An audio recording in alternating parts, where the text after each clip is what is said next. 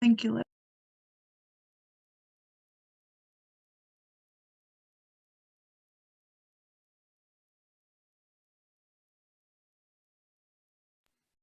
Liz, you're muted, just so you know.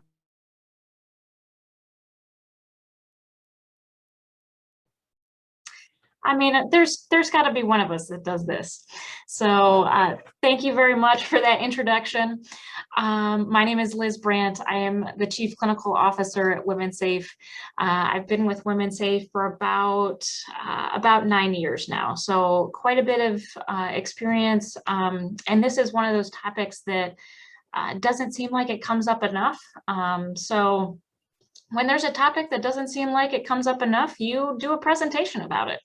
So thank you, Nicole, for that introduction. And I will be looking off to the side because this is where my presentation is kind of showing for me. But yeah, so my topic is supporting elder clients heal from domestic violence experiences. We'll see if I can, there we go.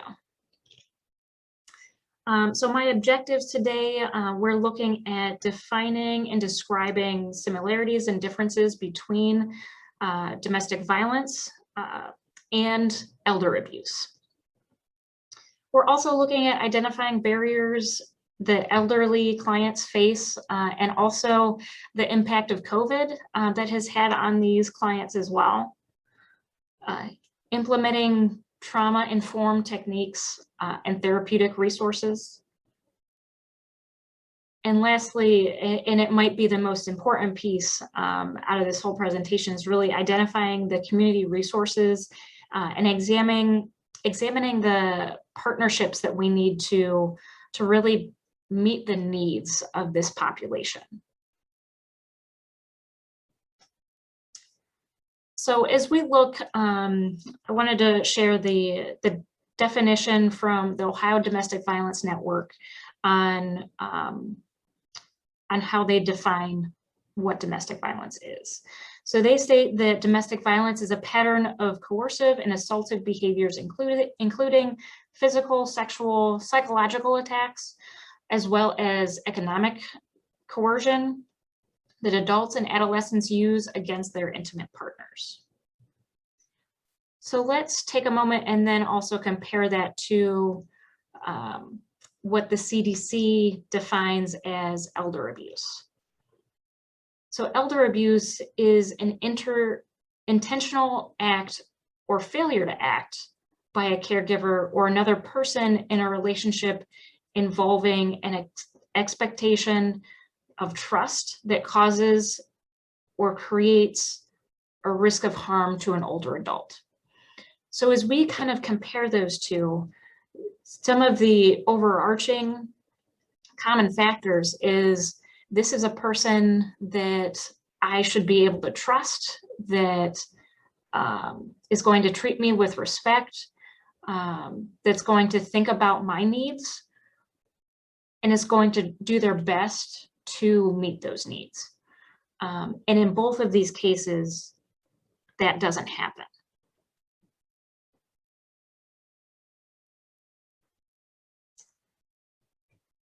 And briefly, I wanted to go over some general statistics about elder abuse. And these are numbers that I also got from the CDC.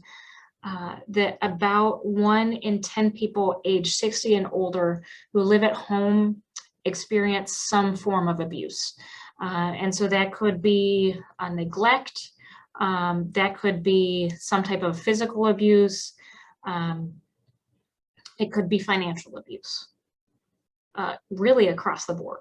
So, and off of that, many of the occasions that perpetrator is that caregiver or someone that survivor trusts. And one of the most shocking numbers to me was the fact that $6.67 billion is lost yearly, and that's from theft or deceit, which is enabled by that trusting relationship. And So if you just think about, someone, and we'll get into this a little bit more, a little bit further in the presentation, but like what we've just talked about, this is somebody that we're expecting to be able to help us do what's best for us and is really taking advantage of who we are in that situation.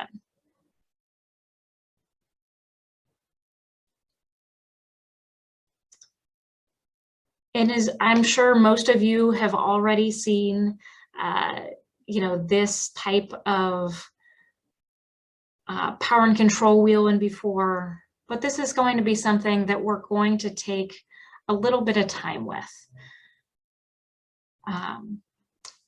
And kind of looking at these different overlaps of domestic violence and also elder abuse, because there's some areas where they're separate and there's some areas where they're definitely one and the same.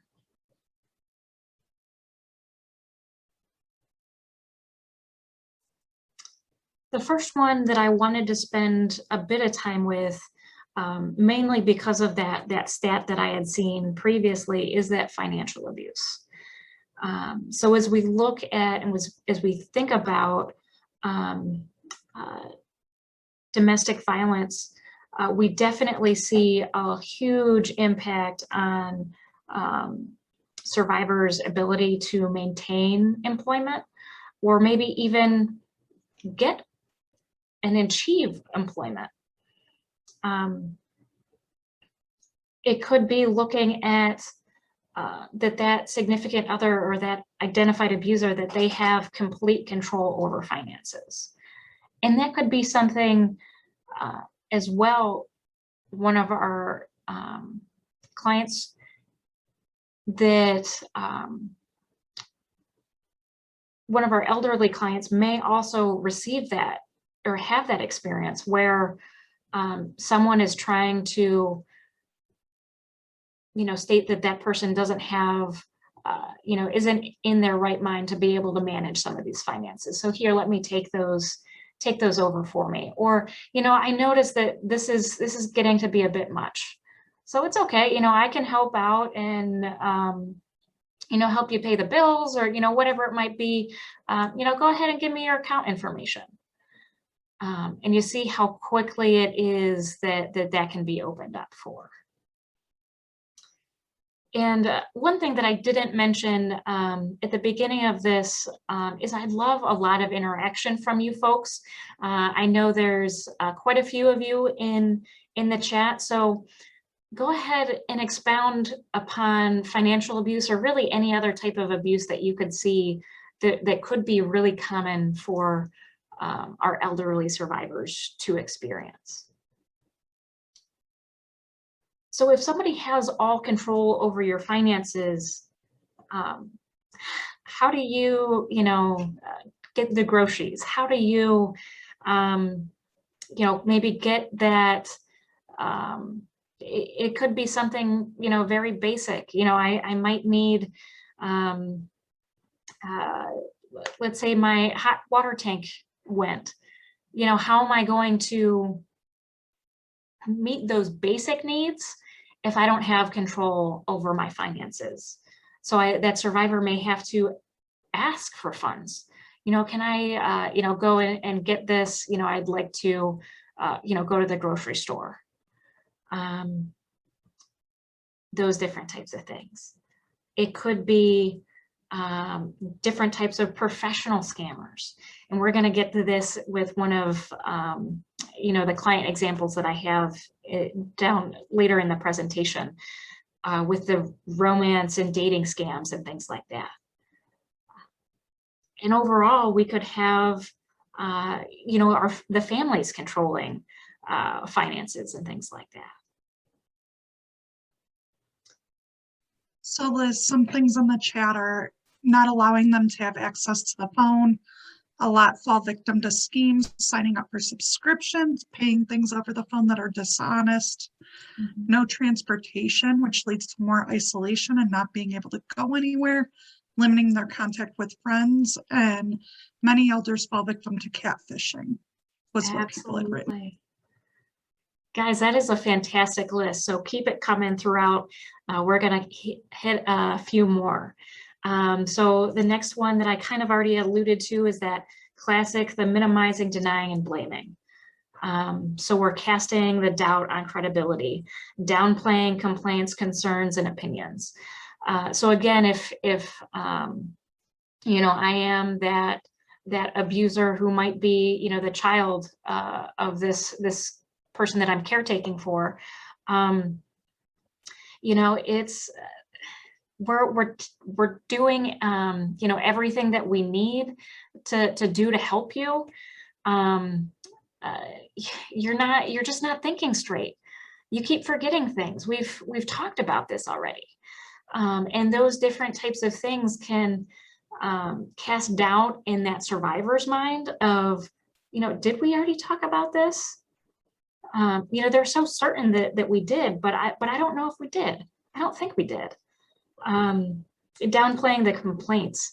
You know, so it could be something like, again, I'm going to go back to that food example of, you know, I don't really have much, you know, here at home. Could you, you know, bring me over something? And that response could be, you know, no, we just dropped things off, you know, the other day. You've got plenty of food there.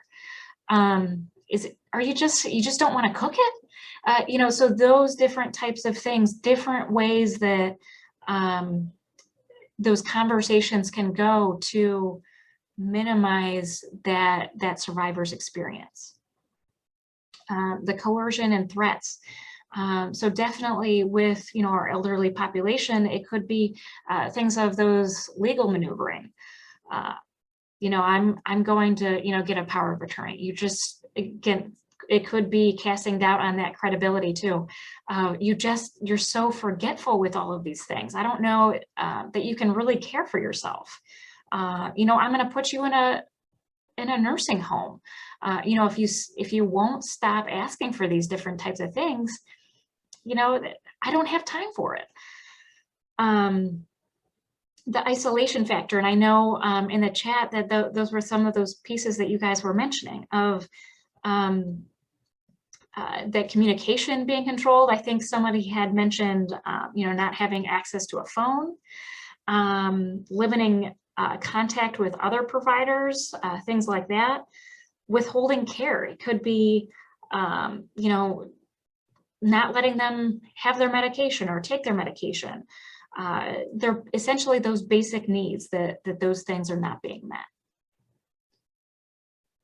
And also the cognitive privilege. This is something that we've been alluding to, but holding that bias to the diminished sense of capability, and also negatively influencing the opinion of others. So once again, if I am that identified abuser, I could be talking to service providers and say, you know, we're providing all of these different types of things. They, you know, mom, she's just not with it. We're doing everything that we need to. We're over there every other day. Like, what more can we do? But yeah, so there's those different types of things. Hey Liz, I just want to let you know people kept replying, which is wonderful. Physical health not being addressed, just like you had said, refusing to give them their money, using their money for purposes not for basic needs, being treated like children, being told they are competent even when they are, having them evaluated and deemed incompetent, and thinking about discrimination in regards to employment because of being elderly.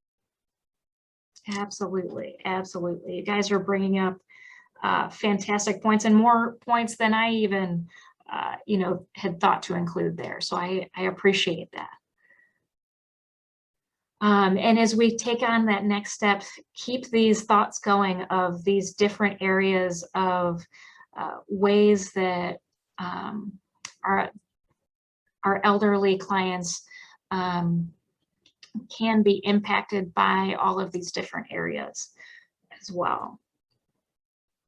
So I wanted to pose another type of a question. So kind I wanted to put yourself in a survivor's shoes. Doesn't have to be an elderly survivor for this first question, but what are those concerns or fears that you would have entering a shelter? And while you guys are answering, I'm going to kind of talk a little bit about the process of coming into a shelter.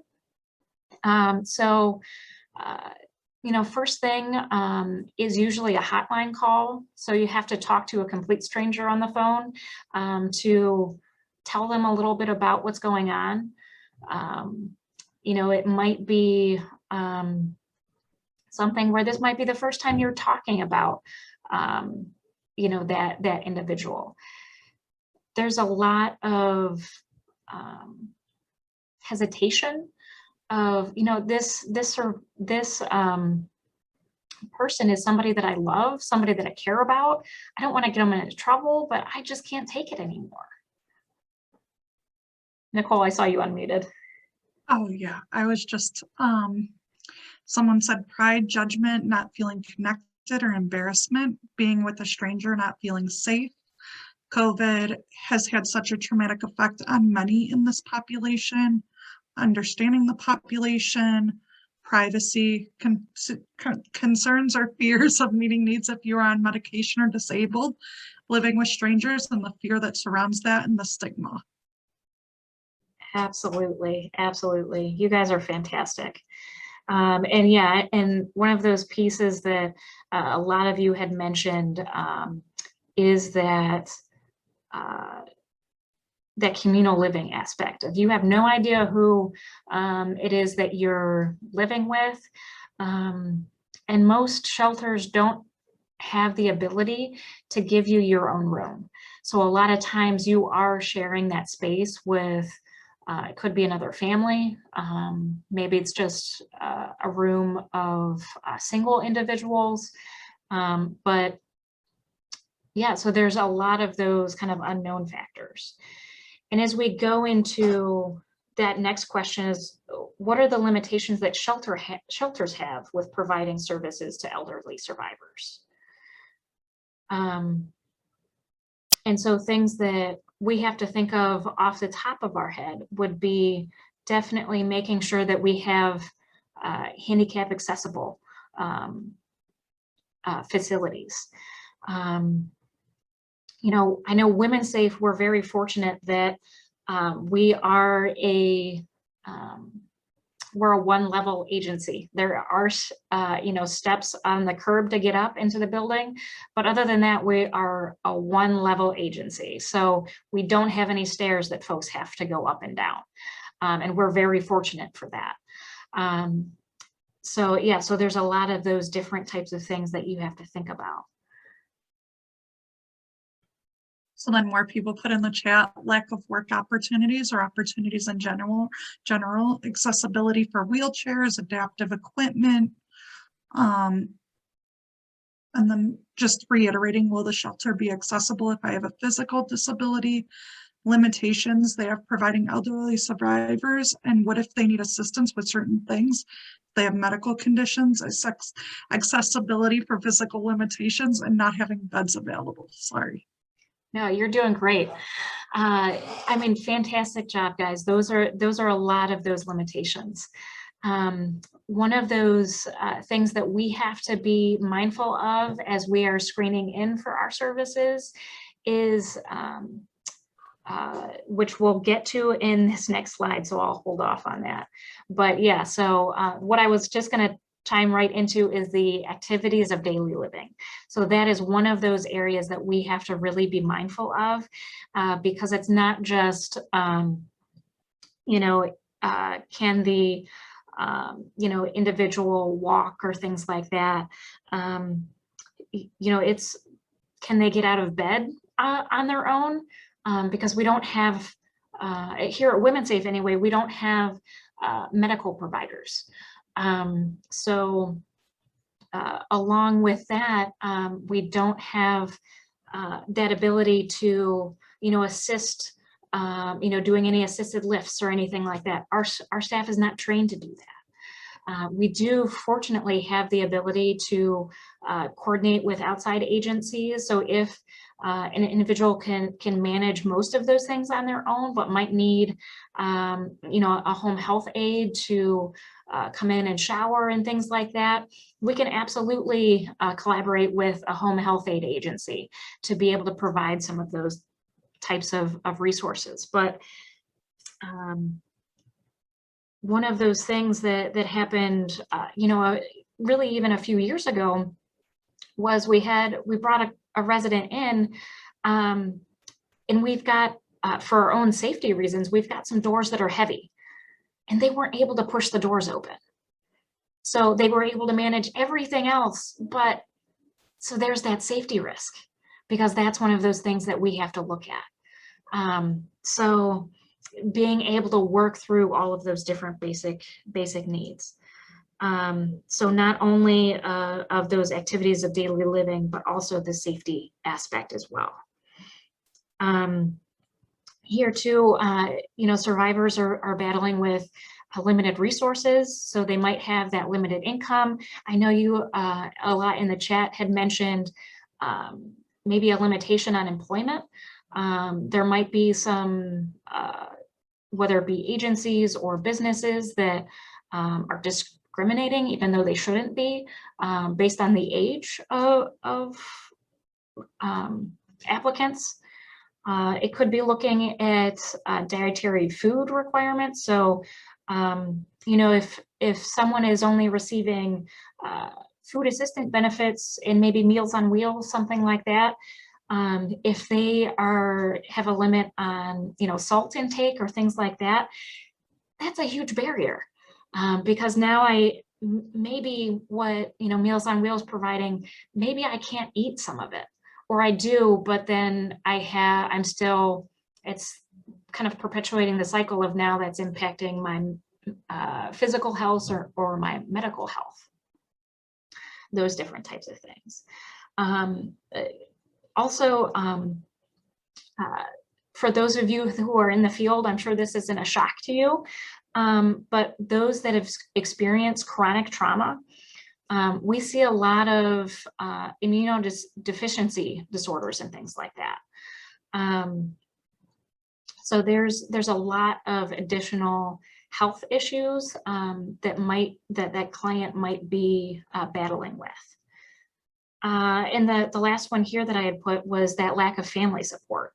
So a lot of times if somebody is coming into the shelter, that means that they don't have, supportive family, or maybe local supportive family, or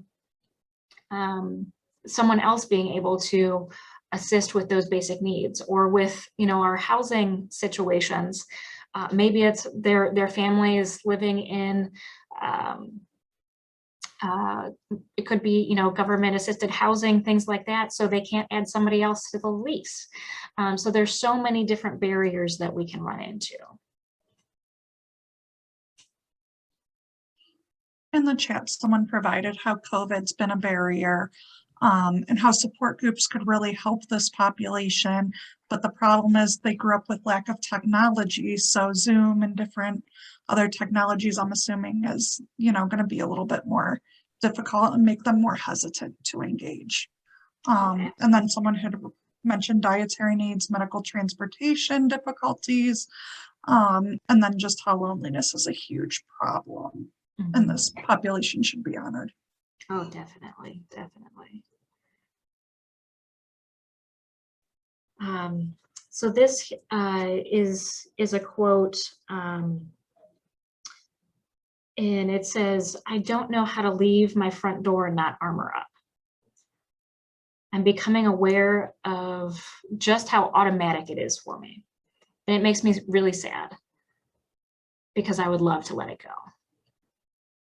And when I read that quote, it reminded me of so many of the clients that we work with, because so many of, at least the clients that I personally have worked with that are older, a lot of times they've experienced a lot of trauma throughout their life, but they haven't been able to drop their guard enough to stay and receive services for long enough to really recover and work through the traumas and things like that that they've experienced.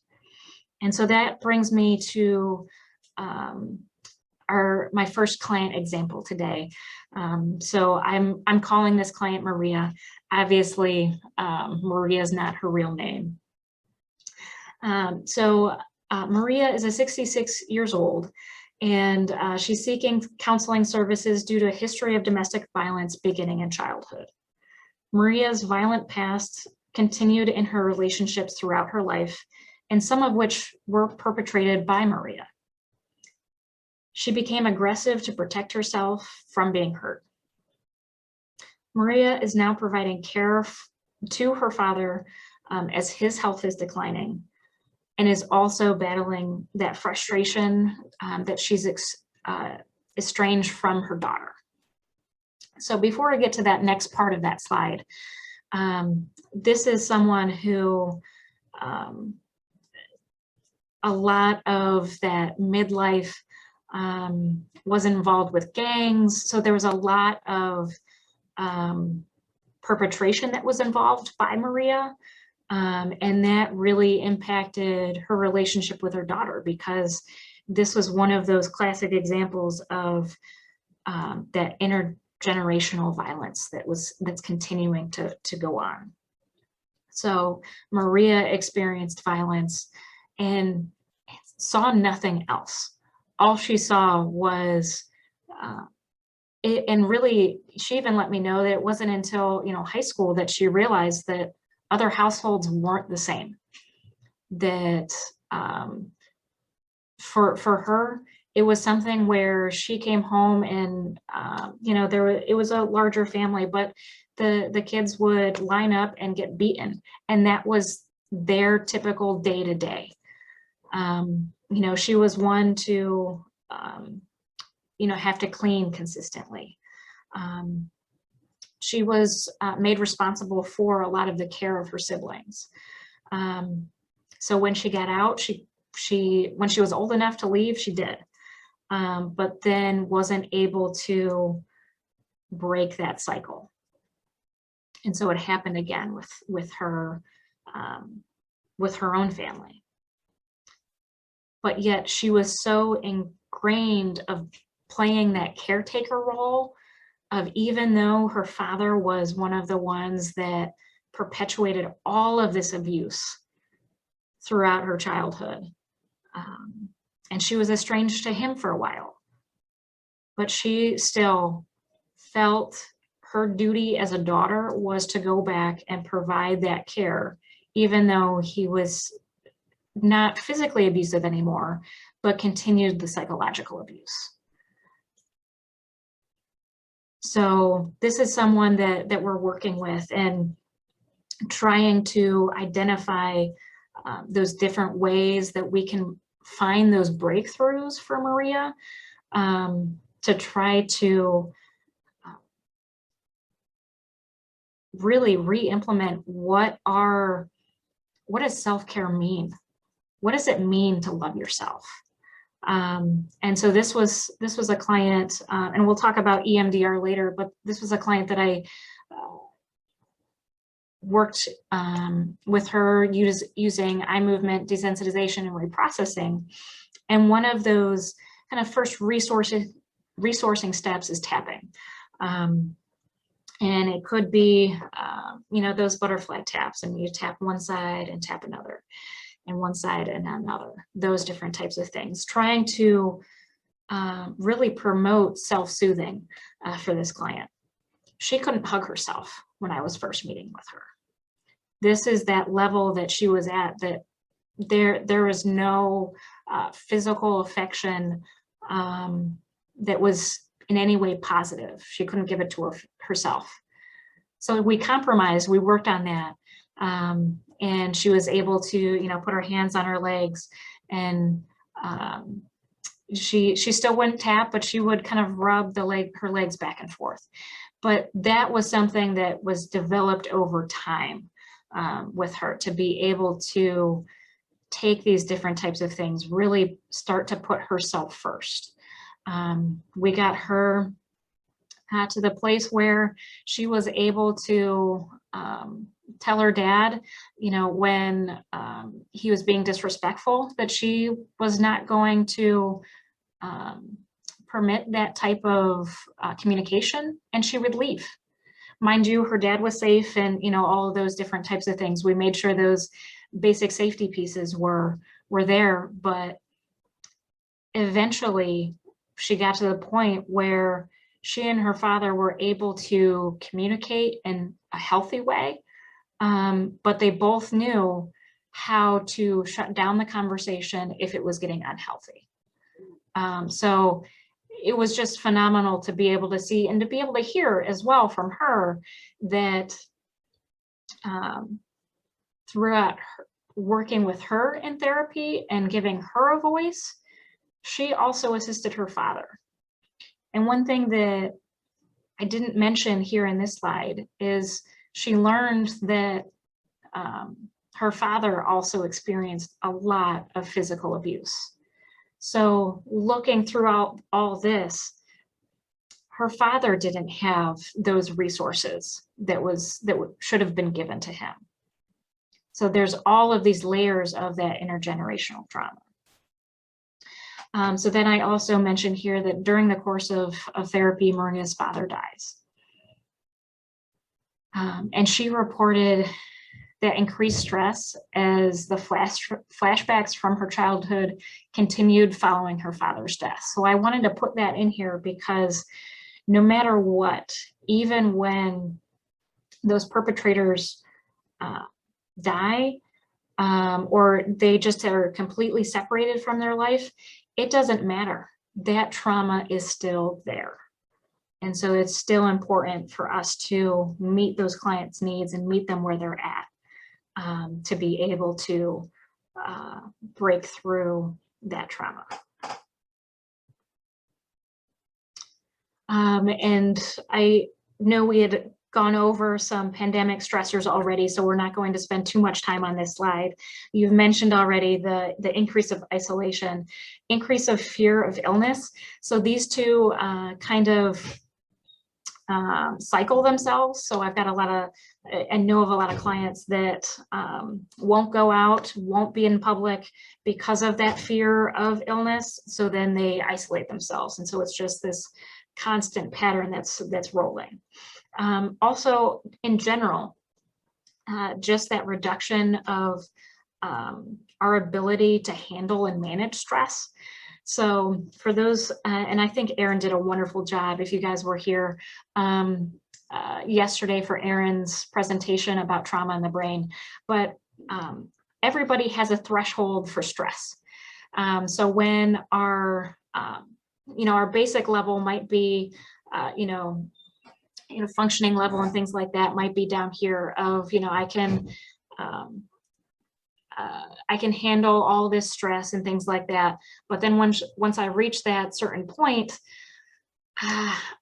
I'm just not thinking as clearly, I'm angry easier, all of those different types of things. So this is a major piece where, because of the pandemic, because of all of these different types of stressors, our stress level is already here.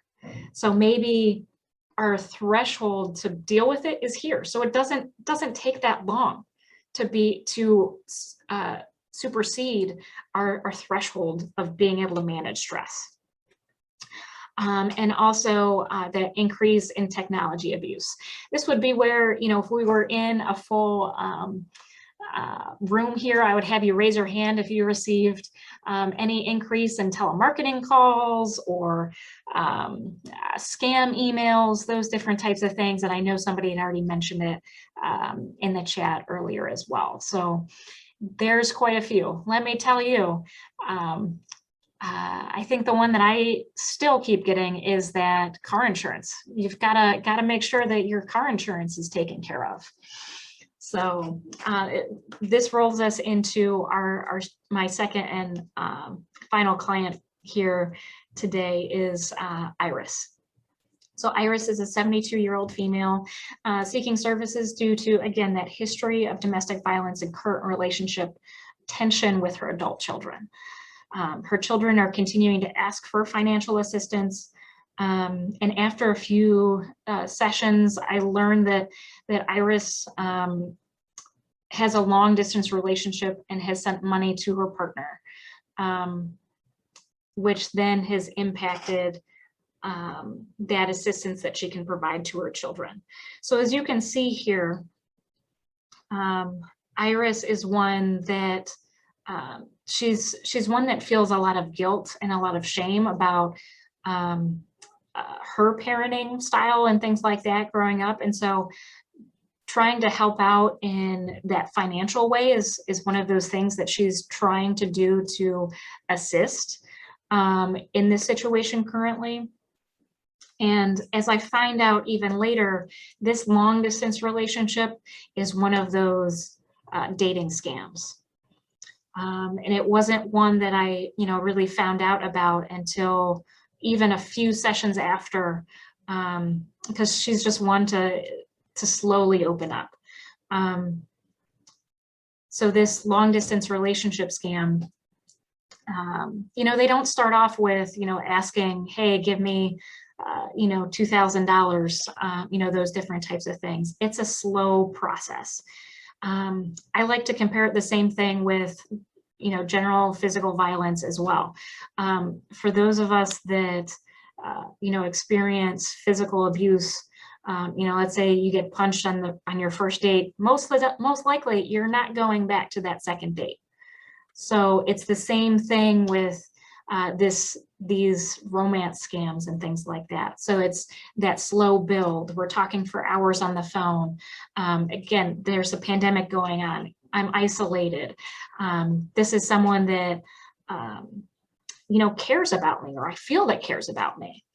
And then, hey, I'm really just strapped for cash right now. Do you mind wiring me, $20, something like that? Yeah, sure. What's $20? Time pass. Hey, I've got this. I really hate to ask, but I've really got this this medical piece that's going on. I get paid here, or I'll get money here. Could you lend me $1,000? And if you give me your bank account number, I'll send it right back. And so then now they have your bank account number.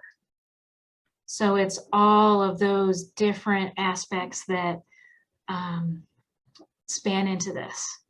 And for some clients, and unfortunately for my client, there wasn't much that anyone could do, because that was a professional scam.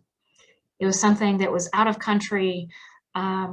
She provided the bank account number, those different types of things. There's nothing that a bank can do once that money leaves that account. And now you owe this, and your account is overdrawn by this. There's all of those different aspects that roll into all of this.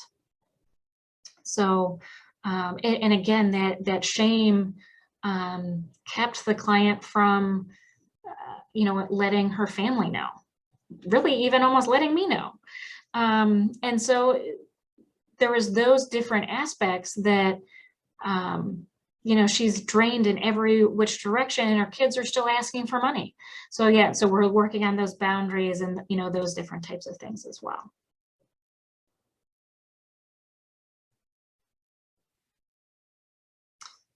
And as we talked about, shame as being one of those primary areas that we focus on. And really what these next few slides are going to focus on is really those common areas that we focus on in counseling and providing services to our elderly clients.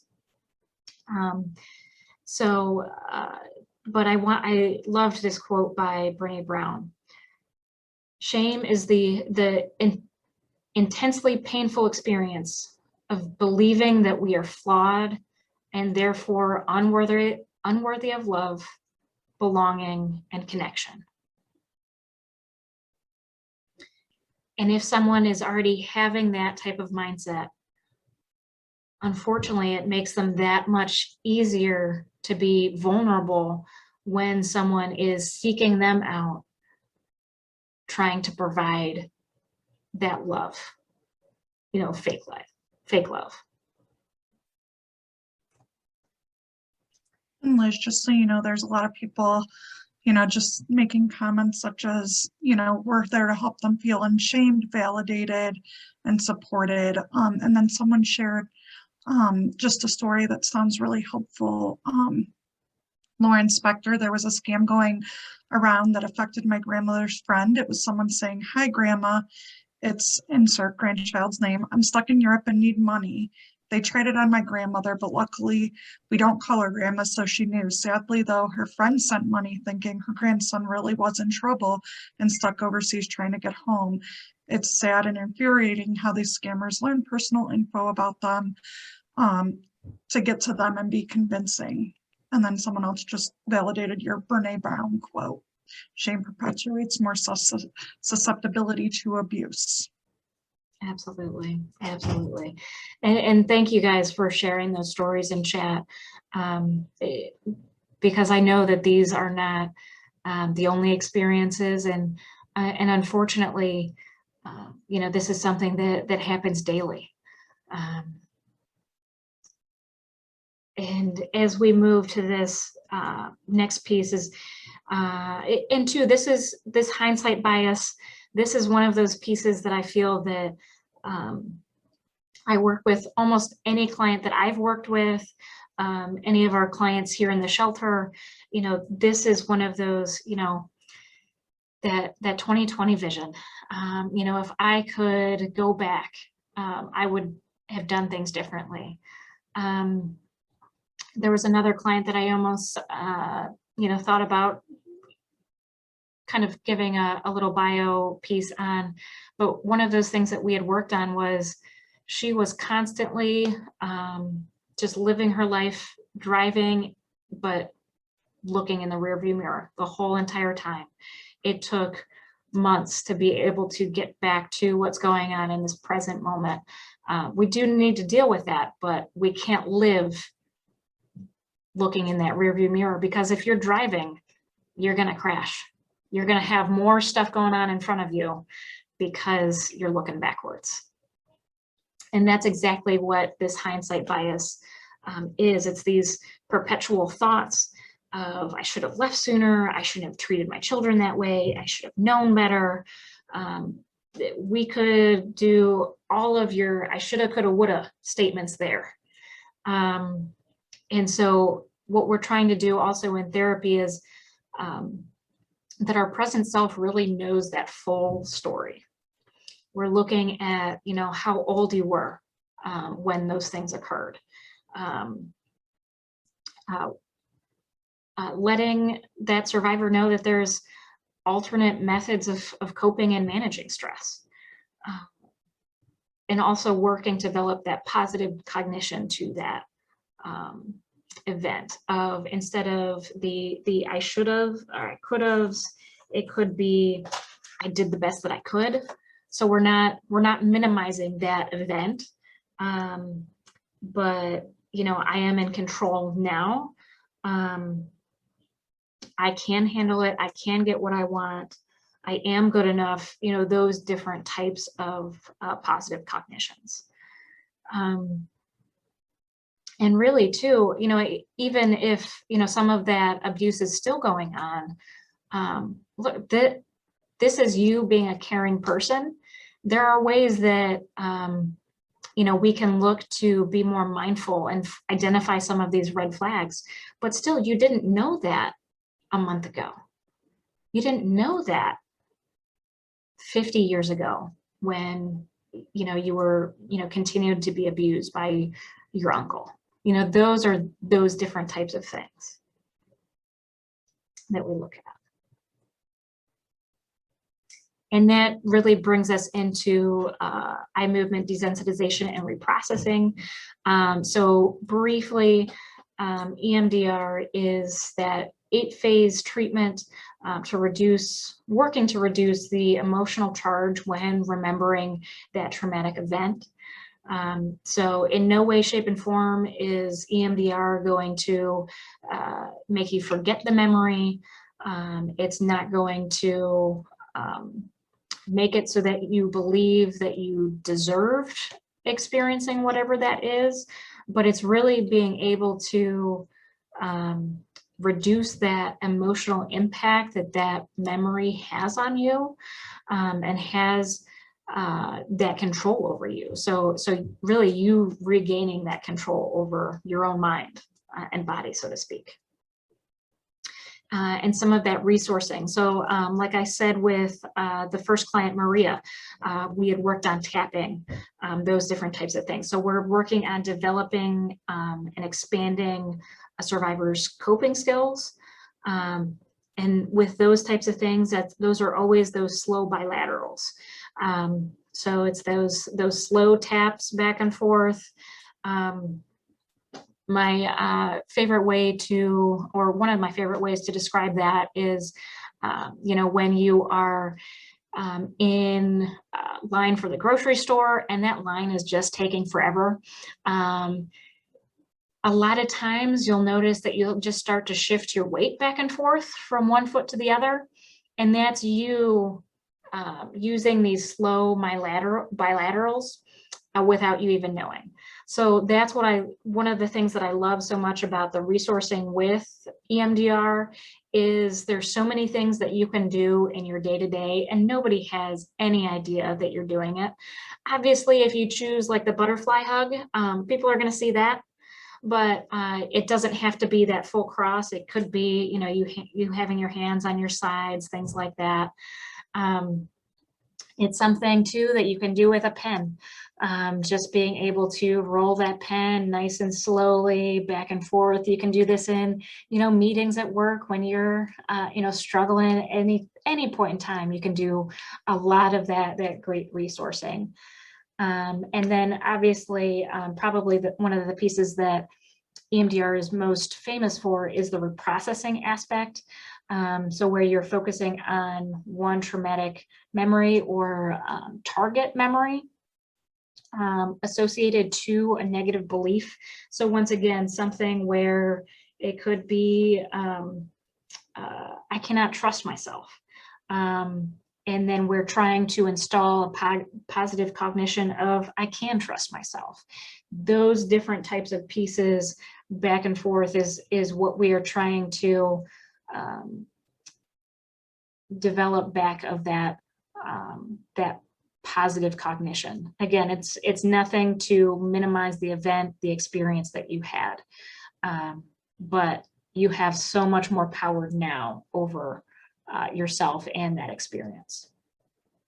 And those would be those rapid bilaterals back and forth. So usually it's either, you know, the hand movement back and forth where you follow it with your eyes. There's headphones, there's fancy tappers. There's all different types of pieces that help do that rapid bilateral movement. There's even ways that you can do it via telehealth as well. It's not something I have experience in, but I know some of our staff here has done that. And also then looking at those future templates, ways that you can prepare for those future pieces or experiencing triggering events in the future as well.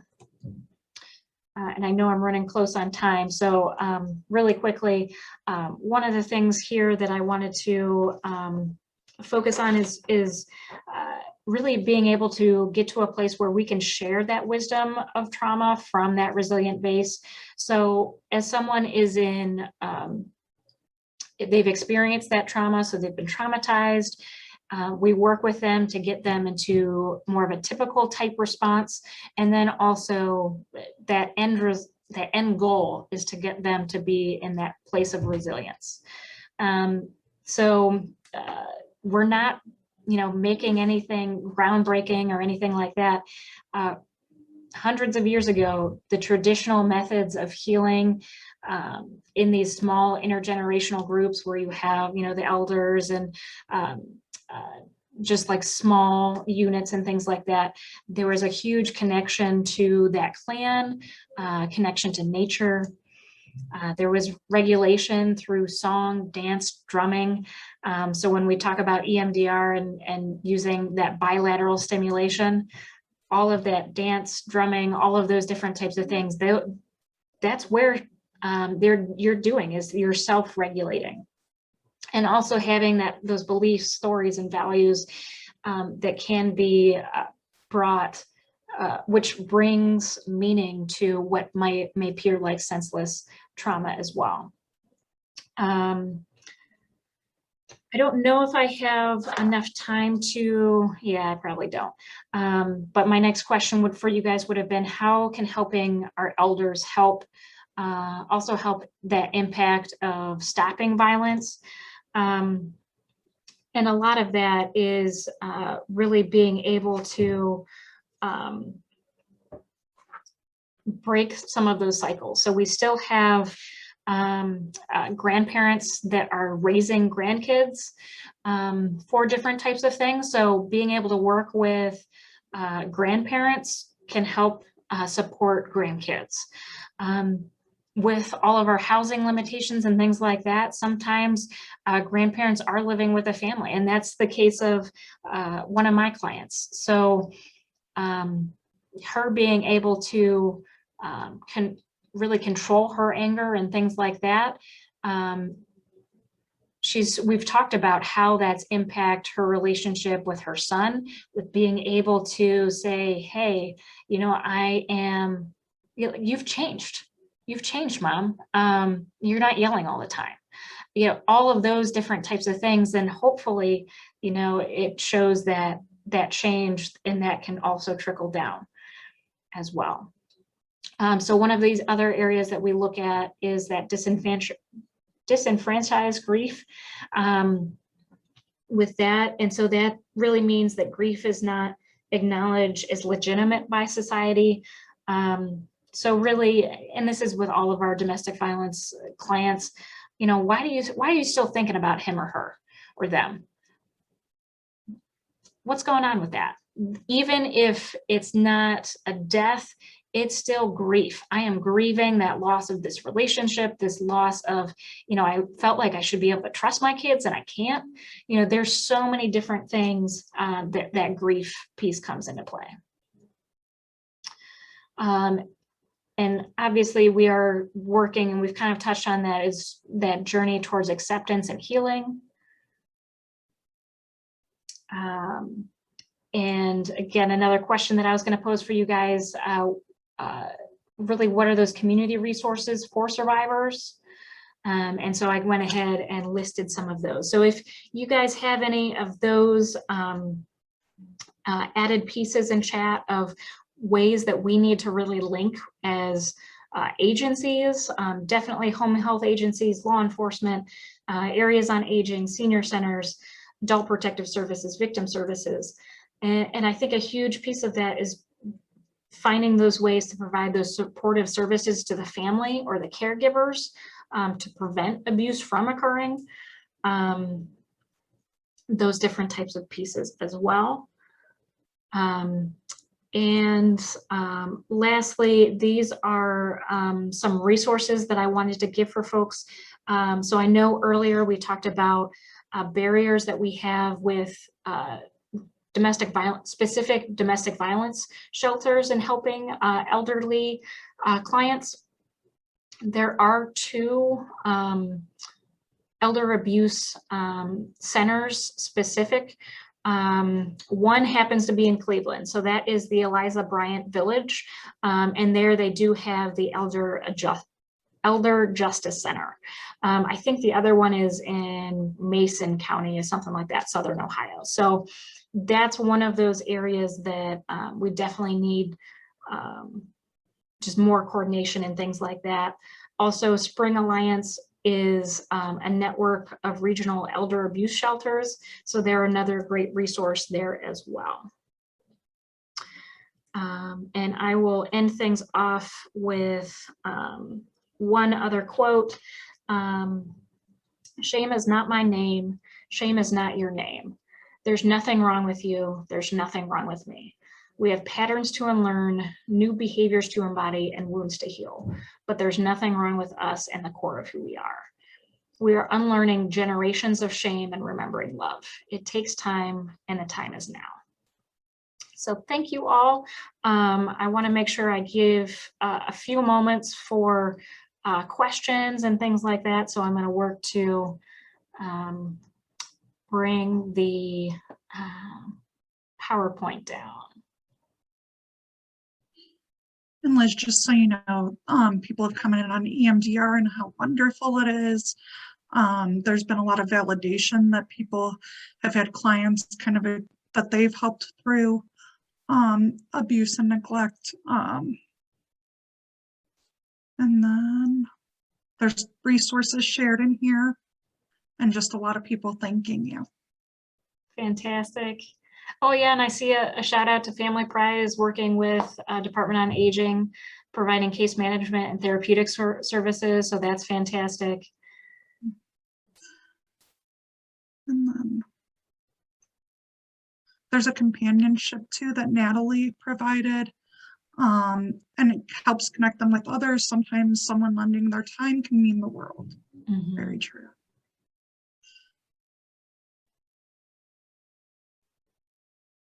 Lots of thank yous. Absolutely. Well, fantastic. Well, I will give you that lovely code. Our code is elderly, capital E. If you've got any other questions or things like that, I'll hang around until noon, until Brianna comes on.